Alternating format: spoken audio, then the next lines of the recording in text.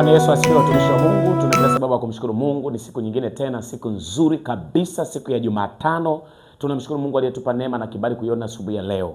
Ni wakati mwingine tena tunaendelea na somo letu zuri ambalo tunatembea nalo, ambalo linasema nguvu iliyoko ndani ya damu ya Yesu. Nguvu iliyoko ndani ya damu ya Yesu. Kwa nafasi pia nichukue nafasi kwanza kumshukuru Mungu kwa pamoja. Tukaombe, tumwambie Mungu asante kwa ajili ya wakati una majira haya. Hapo tutaenda mbele za Mungu, tutaenda kuomba toba, lakini pia tutaenda mbele za Mungu kuisii damu ya Yesu ikanene mema katikati yetu. Twende mbele za Mungu tukamshukuru Mungu. Baba, katika jina la Yesu Kristo wa Nazareti aliye hai, asante kwa ajili ya wakati una majira haya. Asante kwa ajili ya nafasi na kibali ambacho Mungu umetupa sisi watoto wako na watumishi wako. Asante kwa ajili ya afya njema, asante kwa ajili ya uhai, asante kwa ajili ya uzima, asante kwa ajili ya kibali na uweza ambao umetupa. Mungu wetu na Baba yetu, tunakusifu na tunakuinua kwa kuwa hakuna Mungu mwingine zaidi yako Bwana. Asante kwa ajili ya asubuhi ya leo na majira haya. Ninanyenyekea kwako Baba mwenye nguvu, Baba mwenye uweza, nikiomba toba kwa damu ya Yesu Kristo wa Nazareti aliye hai. Ile damu yako Yesu inaonena mema, ikanene mema asubuhi ya leo, ikanene mema wakati huu, katika jina la Yesu Kristo wa Nazareti aliye hai. Tunakataa kila uzito na ukaufu wa maombi, kila uzito wa kupokea neno. Tunapiga, tunavunja kila roho za uchawi, roho za vizuizi. Tunavunja kabisa kila connection za kuzimu zinazozuia watu wako wasipokee neno, katika jina lako Yesu Kristo tunaomba na kuamini na kushukuru pia, amen. Bwana Yesu asifiwe sana, watumishi wa Mungu. Kipekee nichukue nafasi hii kumshukuru Mungu sana, kukaribisha tena mtumishi wa Mungu. Jana tuliendelea kutazama, kama nakumbuka, tulikuwa tunaangalia nguvu iliyoko ndani ya damu ya Yesu. Na nilizungumza sana jana nikasema wako watu ambao wanaitumia damu ya Yesu lakini hawajui nguvu iliyoko ndani ya damu ya Yesu. Na nikakwambia ndani ya damu ya Yesu kuna mambo kama 10. Kama mnakumbuka jana tulitazama yale mambo 10 yaliyoko ndani ya damu ya Yesu. Bwana Yesu asifiwe. Bwana Yesu asifiwe sana, watumishi wa Mungu. Kwa wakati una majira haya, tunapoenda kwenye maombi na tunapoenda kujifunza neno la Mungu tena siku ya leo, nakumbuka tuliahidiana kwamba leo tutakuwa na maombi, tutakuwa na muda mzuri wa maombi, kufuta, kubatilisha kila maneno mabaya tuliyowahi kujitamkia kupitia damu ya Yesu. Bwana Yesu asifiwe. Moja ya neno ambalo kwa nataka tulitazame, nataka tuangalie tunapozungumzia damu, nisikilize kidogo. Tunapoizungumzia damu yoyote, iwe ni damu ya mnyama, iwe ni damu ya ng'ombe, iwe ni damu ya wanyama, huwa ina tabia ya kudai, amekulia, ina tabia kulia. Yani damu ya mnyama, damu ya ng'ombe ina tabia ya kulia. Lakini sana sana nataka tusome kile kitabu naomba tusome kile kitabu cha Mwanzo. Kile kitabu cha Mwanzo sura ile ya 4. Mwanzo sura ile ya 4. Naomba tutazame kidogo hapa. Nimekwambia damu ya Yesu ina tabia kunena mema, kunena mazuri, lakini damu ya wanadamu ina tabia kulia, kutabia kudai haki. Jamani, Bwana Yesu asifiwe. Ukisoma kitabu cha Mwanzo sura ya 4 mstari wa 4, maandiko yanasema hivi. Mwanzo sura ya 4 mstari wa 4 anasema hivi: Habili naye akaleta wazao wake wa wanyama wake na sehemu zilizonona za wanyama wa Bwana kwa Bwana. Bwana akamtakabali Habili na sadaka yake. Ule mstari wa 5. Bali Kaini hakumtakabali wala sadaka yake. Kaini akaghadhabika, uso wake ukakunjamana. Bwana akamwambia, kwa nini? Akamwambia Kaini, kwa nini una ghadhabu na kwa nini uso wako umekunjamana? Kama ukitenda vyema hutapata kibali, usipotenda vyema dhambi iko inakuotea mlangoni, nayo inakutamani wewe, walakini yapasa uishinde. Kaini akamwambia Habili nduguye, twende uwandani. Walipokuwa wapo uwandani, Kaini akamwinukia Habili ndugu yake, akamuua. Bwana akamwambia Kaini, yuko wapi Habili ndugu yako? Akasema, sijui, mimi ni mlinzi wa ndugu yangu. Ule mstari wa 10 ndio nataka tusimame. Anasema hivi, akasema, umefanya nini? Sauti ya damu ya ndugu yako inakulilia kutoka ardhini. Sauti ya damu ya ndugu yako inakulilia kutoka wapi? Ardhini. Kwa kumbe tunajifunza kwamba kumbe kwenye damu ya mwanadamu, mahali popote ambapo anamwagika damu ya mwanadamu, ina tabia ya kulia, ina tabia ya kudai haki, ina tabia ya naposema kulia, yani inalia. Damu ya mwanadamu ina tabia ya kulia mahali popote inapomwagika. Bwana Yesu asifiwe. Na ndio maana nasema naisikia damu ya ndugu yako inalia kutoka ardhini, inakulilia kutoka ardhini. Kwa damu ya mwanadamu popote inapomwagika ina tabia ya kulia. Jamani, Bwana Yesu asifiwe. Siko mnaelewa watumishi wa Mungu. Nisikilize kidogo, hiki kitu kitakusaidia. Alafu tuingia kwenye maombi. Nimesema leo tutakuwa na muda mfupi sana wa kulisikia neno, alafu tutaingia kwenye maombi. Moja ya vitu ambavyo naomba nisikilize mtumishi wa Mungu. Kwenye ulimwengu wa roho, damu ya mwanadamu popote inapomwagika ina tabia ya kulia na kudai kisasi. Siko mnanielewa? Damu ya mwanadamu mahali popote inapomwagika ina tabia ya kulia na kudai kisasi. Ndivyo ilivyo kwamba damu yoyote ya mwanadamu popote inapomwagika ina tabia ya kulia na kudai kisasi. Na ndivyo ilivyo. Sasa tunaiona hii damu ya Habili, maandiko yanasema ikao inalia. Lakini inalia kutoka wapi? Kutoka ardhini. Inatamka, inasema, inazungumza kwamba nipe haki. Kwa damu ya mwanadamu ina tabia ya kulia. Kwa niliwaambia watu mahali fulani, nikasema kwa wale ambao kama ulishaikuua mtu ama ulisababisha mtu akafa kwa mazingira yoyote, ile damu haiwezi kunyamaza. Ina tabia ya kulia. Ina tabia ya kusema, kuzungumza, kudai haki ya hiyo damu. Hapa nazungumza na watu ambao walishawahi kutoa mimba. Wako watu ambao waliwahi kutoa mimba, alifanya abortion akatoa mimba. Ile damu madam alikuwa ni kiumbe kile, kina tabia ya kulia. Jamani, Bwana Yesu asifiwe. Kwa damu ya mwanadamu inapomwagika popote ina tabia ya kudai haki. Ya kudai haki kwa yule aliyeisababisha hiyo damu imwagike. Na ndio maana niwaambia watu mahali fulani, usije ukasubutu kuungana na watu ambao wanamwaga damu. Kwa mfano mtu labda anampiga mwizi na ukaungana, ile damu haitakuacha salama. Ina tabia kudai haki. Ina tabia kulia. Ina tabia kuzungumza kwamba ni nani aliyesababisha hivi. Kuna mtu hajanielewa. Narudia tena, damu ya mwanadamu inapomwagika popote huwa ina tabia kudai haki kwa yule aliyesababisha hiyo damu ikamwagika. Kwa nazungumza hapa, inawezekana kama nilivyokuambia, inawezekana umetoa mimba. Inawezekana ni binti, ni mama, au mkashirikiana na mumeo na mchumba wako mkatoa mimba. Kwenye ulimwengu wa roho ile damu ina tabia kudai haki mpaka ipatikane damu ya Yesu ambayo ina uwezo wa kunena mema zidi ya hiyo damu. Bwana Yesu asifiwe. Sio kama mnanielewa watumishi wa Mungu. Kwa kinachoweza kusaidia wewe damu hiyo isidai haki ni damu ya nini? Ni damu ya Yesu. Ni damu ya Yesu tu ndio ina uwezo wa kunini, wa kuondoa hiyo adhabu. Kwa damu ya Yesu ndio kitu pekee ambacho kina uwezo wa kusababisha kikanena uzima. Kwa lugha nyingine, damu ya Yesu inadai haki. Damu ya Yesu inanena mema.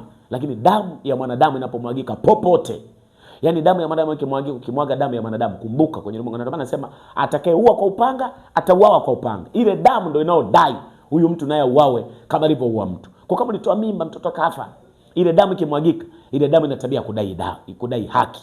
Bwana Yesu asifiwe. Kuna mtu hajanielewa. Ukifunga kile kitabu cha yako maandiko mengi, kile kitabu cha Ufunuo wa Yohana. Naomba nisome ile andiko alafu tuingie kwenye maombi. Na Mungu alikuwa ananisemesha vitu hapa kwa na mabinti ambao tutaenda kuomba nao toba. Wako mabinti ambao walifanya abortion, wakatoa mimba. Wengine ni mama na mke na mume kabisa, kama hii mimba bwana hatukutarajia, wakaitoa. Kumbe kwenye Mungu wa roho hili linadai. Wako watu, mimi nimekutana na watu ambao mimba zinaharibika lakini kumbe mwanzoni alianza kufanya abortion akatoa mimba. Kwa damu ya mwanadamu popote inapomwagika ina tabia ya kudai haki, inalipa kisasi, ina tabia kudai haki ya kisasi. Ufunuo wa Yohana, naomba nisikilize kidogo mtumishi wa Mungu ili unielewe. Naomba nikusomee andiko. Ufunuo wa Yohana sura ile ya 10, sura ile ya 6. Mlango ule wa 10. Ufunuo wa Yohana sura ile ya 6 mlango wa 10. Maandiko yanasema hivi.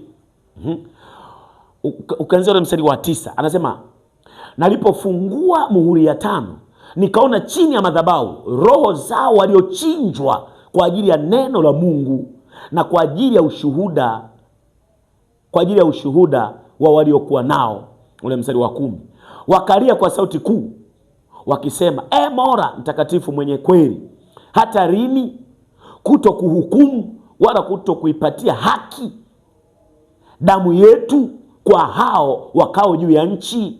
Nao wakapewa kila mmoja nguo ndefu nyeupe, wakaambiwa wastarehe bado muda mchache, hata itakapotimia hesabu ya wajoli wao na ndugu zao watakaouawa vile vile kama wao. Jamani, Bwana Yesu asifiwe. Sio kama mnanielewa. Ukisoma hiki kitabu, Yohana anapewa ufunuo, anafunuliwa na Mungu, anapelekwa mbinguni, anaangalia chini ya madhabahu ambapo Mungu anaketi. kwenye madhabahu yake Mungu, anatazama chini na kuta kuna roho za watu ambazo hizo roho zinalia, na zinapolia zile roho zinasema mora hata lini, yani Mungu hata lini kuziacha huru roho za watu ambao wametukatili, watu waliotuua. Maandiko yanasema zikadai haki, kwamba mpaka lini utawacha watu ambao wametutoa uhai, utawacha mpaka lini? Lakini Mungu, maandiko yanasema Mungu akasema, akawapa mavazi marefu, akawaacha, akasema naomba mstarehe, mtulie.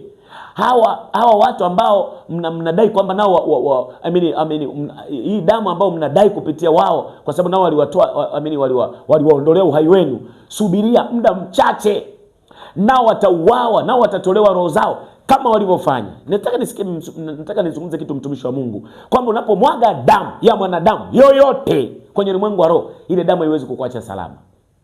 Kitu kinachoweza kukutetea ni damu ya Yesu. Kwa kuna watu ambao walimwaga damu, walitoa mimba, wakafanya vitu, wakatenda vitu vibaya kwenye ulimwengu wa roho. Ile damu inachoweza kukusaidia ni damu ya Yesu. Hiyo ndio ina tabia kunena mema. Kwa ni maombi yangu leo, iwe ni binti ulitoa mimba, tunataka tuisi damu ya Yesu ikanene mema juu yako. Iwe ni wahenga waliotangulia, iwe ni mababu zetu, mabibi zetu, waliwahi kufanya vitu vibaya, wakawatesa watu, wakawaumiza watu, ile damu ikamwagika, watu wakalia, wengine wakaumizwa. Damu ya Yesu hiyo pekee ndio ina uwezo wa kukutoa kwenye ile agano la damu. Kwa kumbuka, tunapozungumzia damu ya Yesu ina uwezo wa kunena mema, kumbe damu ya Yesu ina uwezo wa kunena mema kinyume cha hizo damu zilizowahi kumwagika. Jamani, Bwana Yesu asifiwe.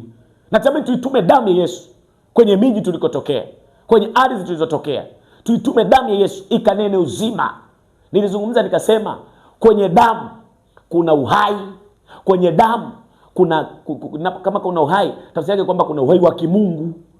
Kwa kuna watu ambao damu zao zinalia. Sisi tunataka tuitamke damu ya Yesu ikanene uzima, ikanene uhai kwetu na watoto wetu, ikanene uhai kwetu na nyumba zetu, ikanene uhai kwetu na ukoo wetu. Hata kama mama zetu walifanya mabaya, hata kama sisi wenyewe tulifanya mabaya, iko damu ya Yesu tu ndio inaweza kututoa kwenye huo uharibifu. Bwana Yesu asifiwe sana, watumishi wa Mungu. Natamani tuisi damu ya Yesu ikanene mema kwa habari ya uzao wetu. Kama nilivyokuambia, hiyo Waebrania 9, Waebrania 12 mstari wa 24 anasema hivi. Waebrania 12:24 anasema damu inaonena mema kuliko ile damu ya Habili. Ya Habili ile ambayo ilimwagika. Sasa damu ya Yesu ndio ina uwezo wa kunena mema.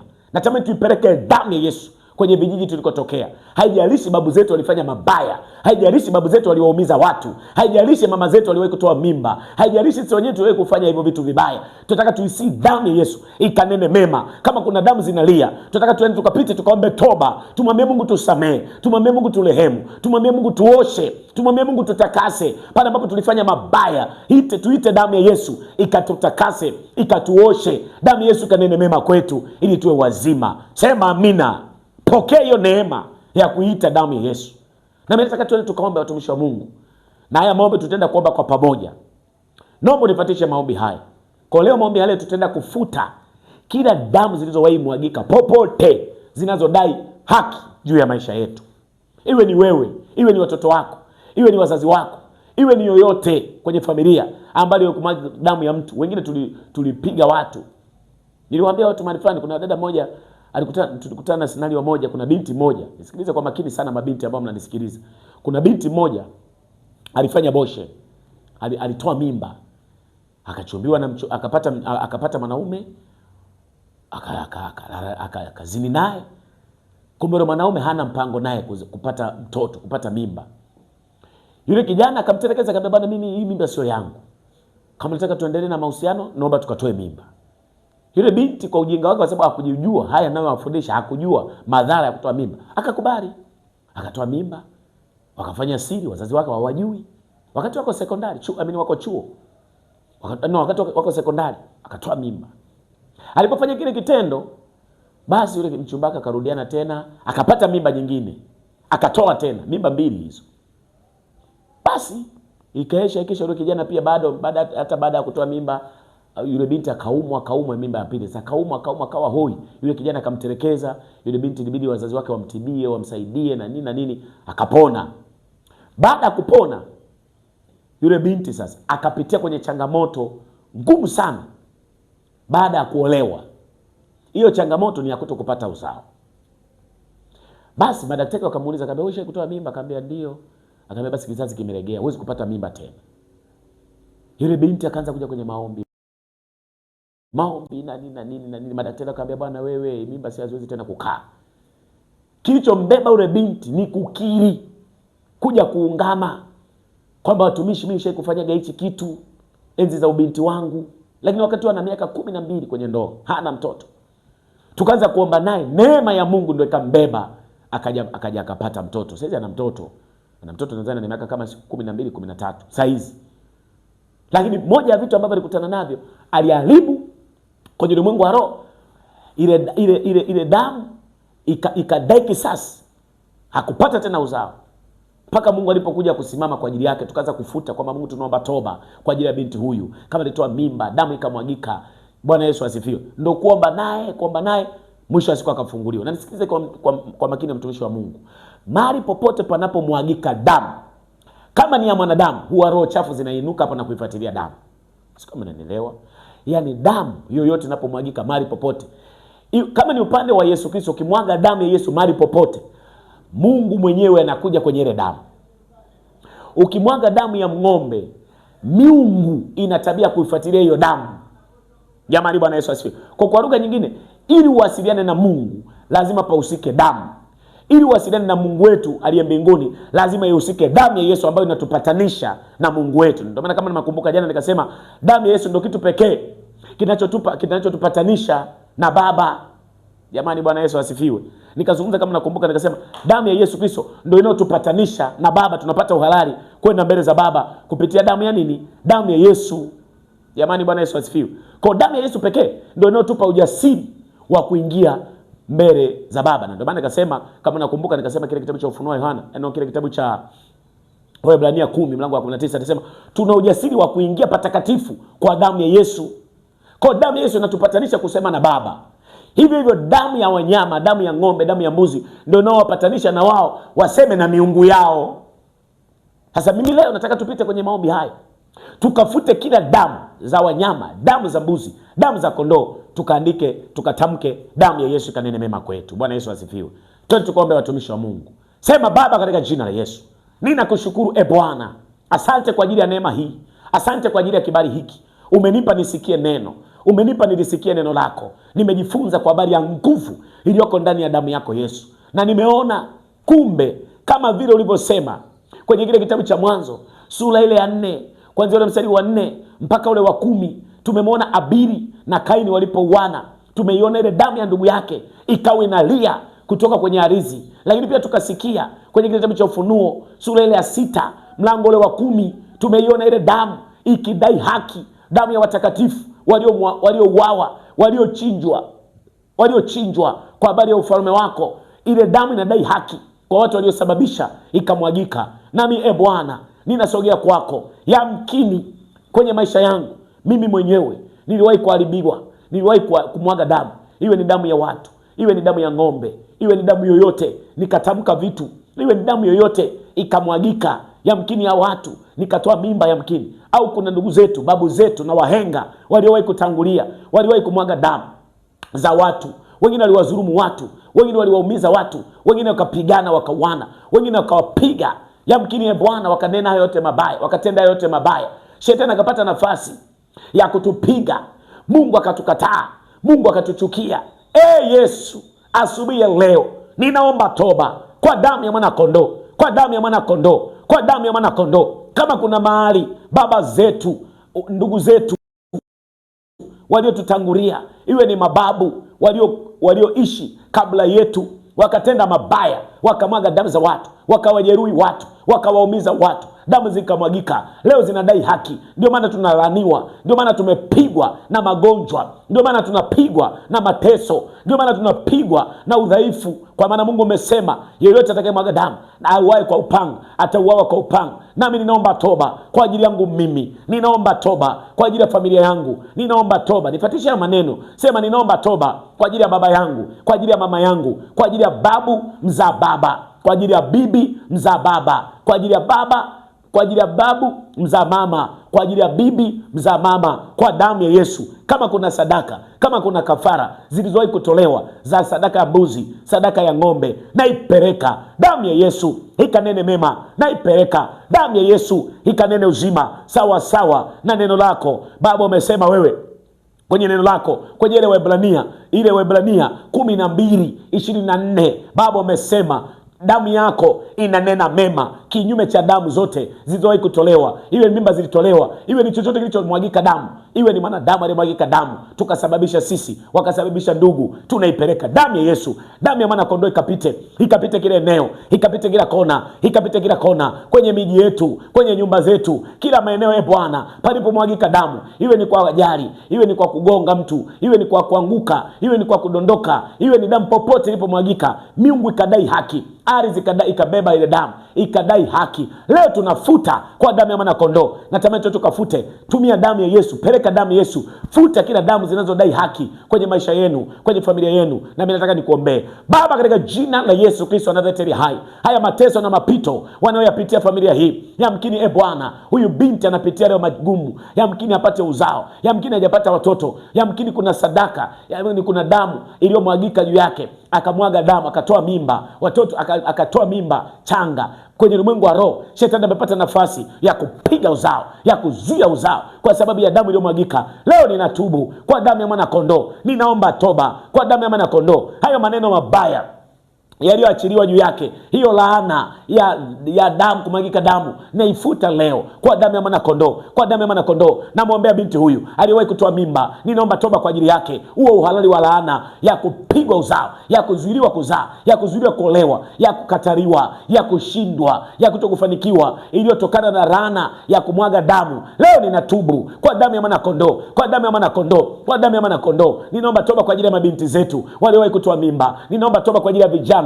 waliowashawisha mabinti watoe mimba, ninaomba toba kwa ajili ya wanandoa waliowahi kufanya abortion, ninaomba toba kwa ajili yao kwa damu ya mwana kondoo, kwa damu ya mwana kondoo, kwa damu ya mwana kondoo. Tunafuta kabisa huo uhalali wa laana ya kukataliwa, ya kutokuzaa, ya kutokufanikiwa. Leo ninafuta hayo mabaya yote. Damu yako Bwana ikanene mema juu ya mama huyu, ikanene mema juu ya binti huyu. Nasimama kama kuhani wako nikitamka damu Yesu ikafute na kuondolea mashtaka, ikafute na kuondolea laana, ikafute na kuondolea mabaya katika jina la Yesu Kristo wa Nazareti hai.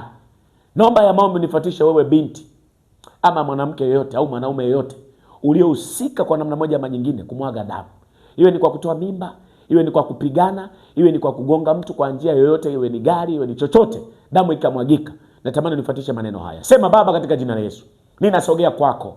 Baba mwenye nguvu, wewe Mungu unanijua, unanifahamu mimi. Taja jina lako kama ni binti, kwa damu ya Yesu. Kama kuna mabaya niliyoyasababisha, damu zikamwagika kupitia kutoa mimba ama njia yoyote, iwe ni kusababisha ajali, damu zikamwagika, zile damu zinadai haki. Leo ninatubu.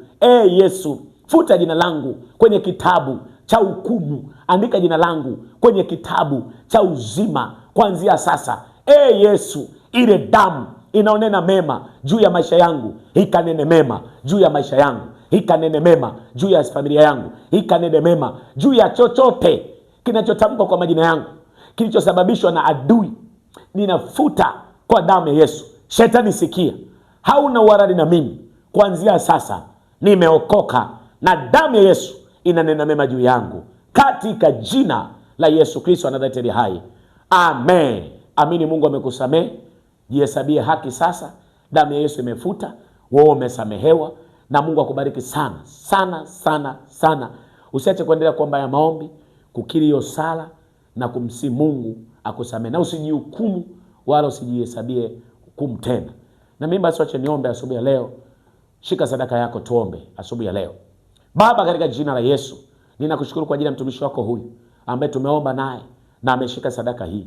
Ukambariki, bariki kazi zake, bariki biashara, bariki mipango yake, bariki ratiba zake, bariki chochote kinachotamkwa majina yake. Nami ninamtamkia baraka, kamlinde, kamtunze, kampiganie, usimwache na kumpungukia. Asubuhi ya leo nami namtamkia baraka kwa jina la Baba, Mwana, Roho Mtakatifu. Amen. Tunawakaribisha tena asubuhi kwenye ibada ya Morning Glory. Amen.